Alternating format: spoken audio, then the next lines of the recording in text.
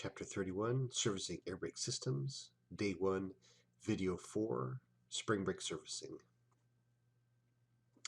So we've talked about the spring brake chamber, or even the service brake chamber combined in the dual chamber system.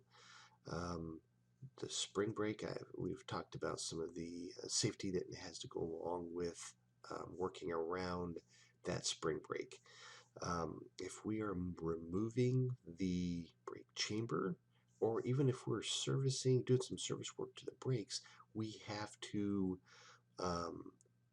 cage or compress the spring brake. Remember, with no air pressure in the system, those springs are extended and applying the park/emergency brake system. So if we're going to do some work on it, we have to cage those brakes. I talked a little bit about using the caging bolt. Again, and then being respectful of that stored energy with that compressed spring. So inspecting that brake chamber to make sure we don't have rust damage. That's a possibility that would allow that spring to release or to break out of that spring brake chamber. And then making sure that we're caging that properly. If we're removing or installing those brake chambers, we need to cage those. So, and then adjusting the brake chambers, the push rod, to the proper length if we're replacing that brake chamber. So this is a little bit different take on the caging the spring brakes. So the spring brake chamber, so our service brake chamber here, spring brake chamber on this side, and here's that mount that is cast into the brake chamber that holds the caging bolt, right? So the nut and the washer, all that holds it on. We'll need all that to cage the brakes.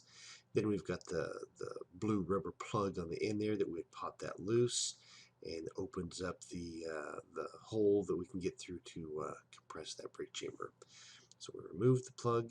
We're now going to slide the caging bolt in, and engages into the piston that's in here, and then you give it a quarter turn, and then those offset, the little tangs or the lugs on the side engage the piston, and then as you thread that bolt down, it's going to retract, pull that piston back, and compress the spring. So a couple things to note here. Again, I talked about doing a visual inspection here to make sure we don't have rust or damage to this brake chamber that could cause that spring to come out. And then also we want to use hand tools when we're doing this, or a ratchet with an extra deep socket. We don't want to use an impact wrench, because how the impact works is those numerous the impacts cause that nut to turn.